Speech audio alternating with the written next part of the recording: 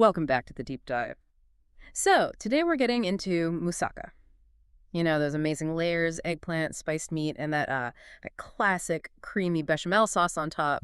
People often put it in the same category as lasagna, maybe?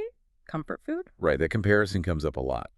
But the story behind moussaka is actually much richer, far more complex than you might think. Yeah, our sources suggest, this dish goes back centuries, maybe even a millennium. It really does. It's like a culinary icon built layer by layer, Yeah. Historically as well as on the plate. So our mission here is to trace that journey from these really old recipes all the way to it becoming this quintessential Greek centerpiece. And we want to reveal some of those technical secrets that make a great moussaka truly stand out. And here's something interesting right off the bat for you. If you think moussaka is purely 100% Greek through and through, Yeah. well, you're only seeing part of the picture. Exactly. It's like an edible map, isn't it? It shows all this cultural movement. The roots, they go way beyond Greece. You're looking at the Middle East, the Ottoman Empire, the whole Mediterranean, really. So it's like a gastronomic snapshot of centuries of cultural mixing. That's a great way to put it, yeah.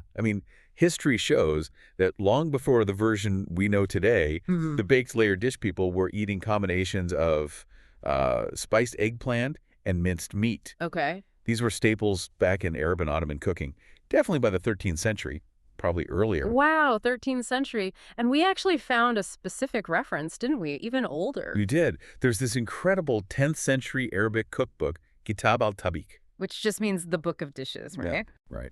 Simple title, but it's by Ibn Sayyar al-Warraq.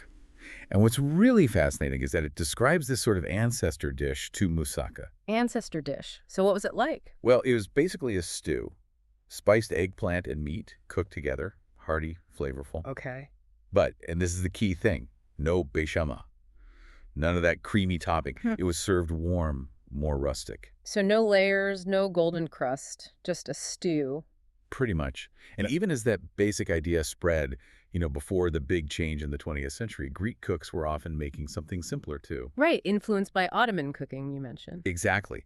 Often based more heavily on tomatoes, spices. Still delicious, I'm sure, but not the layered baked dish we picture now. It sounds like the dish was waiting for someone to kind of pull it all together. It needed a visionary, yeah. Yeah. Someone who could bridge that history, that regional stew, with what was happening in, European cuisine at the time. And that person was Nikolaos Tselementes, is that right? That's the one, Tselementes, a really pioneering Greek chef. He wrote this hugely influential cookbook called Greek Cookery around 1910. Okay, 1910, and he had a specific goal. Oh, absolutely. It was very deliberate. He wanted to modernize Greek cooking, to sort of blend its unique identity with the big European culinary trends, especially French techniques, which were highly respected. French techniques. So that's where the big change comes in, not just spices and eggplant anymore. Precisely. He introduced a French mother sauce. Bechamel. Bechamel. That was the game changer. Adding that sauce gave moussaka its famous creamy layer. But more than that, it allowed for that structured baked presentation. It really elevated the whole thing. It's amazing, isn't it? Just adding one element and a French one at that could completely redefine a dish and turn it into this, national symbol. It really is remarkable. His version, Tselementes' version, it managed to blend those global or at least European influences while still keeping that deep spiced Greek character underneath. And thinking bigger picture, this dish isn't just food in Greece, is it? It carries a lot of cultural weight. Oh, enormous weight. Right. It's much more than just a meal.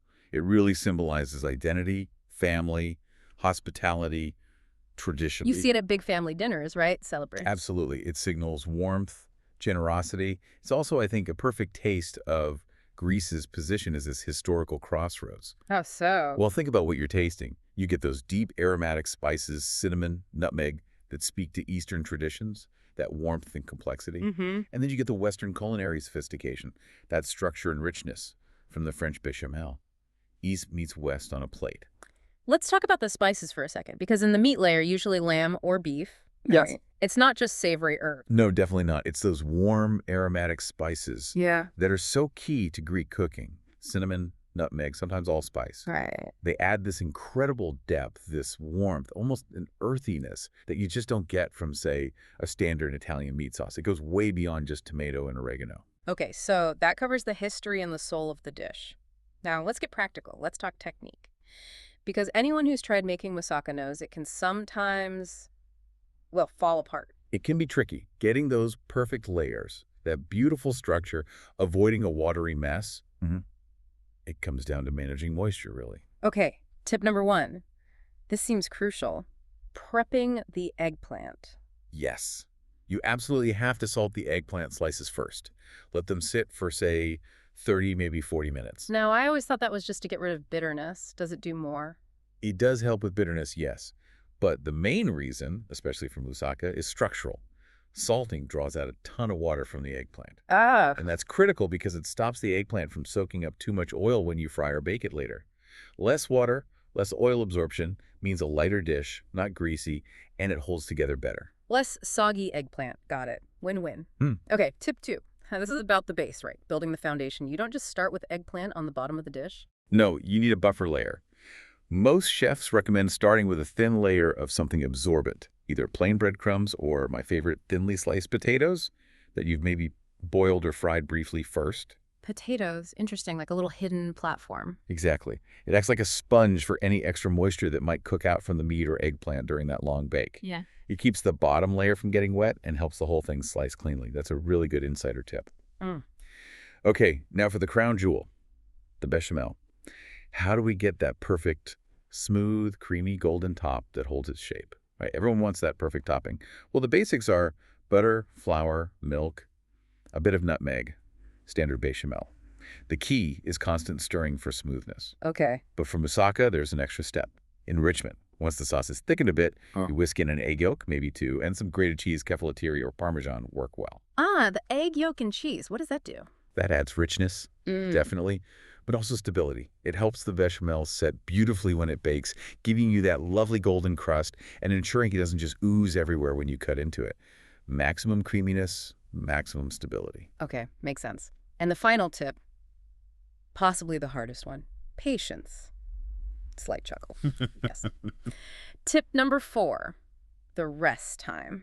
It's absolutely critical. You pull this masterpiece out of the oven, it smells incredible, and you have to wait. How long? 20 minutes, 30? It feels like torture. It does, but you really have to let it rest for at least 20 to 30 minutes before you even think about slicing it. Is it really going to collapse if I cut it too soon? It absolutely will, or at least the layers won't be neat.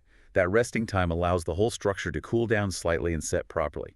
You get those beautiful, distinct layers. Ah, for the visual appeal. For the visual, yes, but also for the flavor. It allows everything to meld and harmonize. So patience is non-negotiable for moussaka perfection. Okay, I'm convinced. Patience is key. So we've really traced quite a journey here, haven't we?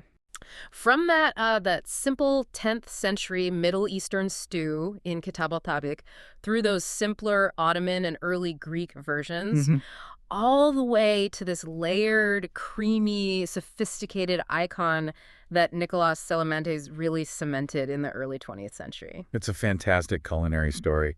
It tells you so much about, cultural exchange, identity, and how refinement and technique can elevate a dish. It's comfort food, yes, but it's also technically precise. It really is. And it leaves you with a thought, doesn't it? Yeah. About why Tselementes added that bechamel. What do you mean? Well, was it purely about taste, making it richer, creamier, or was there maybe a bit of, let's call it, culinary politics involved? You mean using a famous French technique to sort of elevate Greek cuisine on the world stage? Exactly. Was adding that one French sauce just about flavor, or was it also a subtle way of signaling sophistication, of aligning Greek food with prestigious European standards? That's a really interesting angle. Food as a form of national branding almost. Yeah. Something to think about maybe next time you dig into that beautiful golden crust. Was it just cooking or was it also a statement?